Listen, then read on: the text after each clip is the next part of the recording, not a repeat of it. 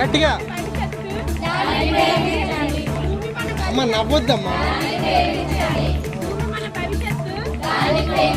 అలా స్లోగా మొక్క దించండి అలా అంటును చిన్న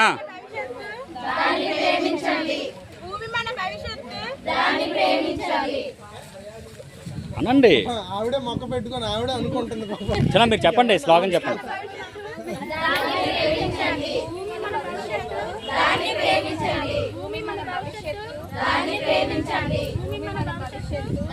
ప్రేమించండి.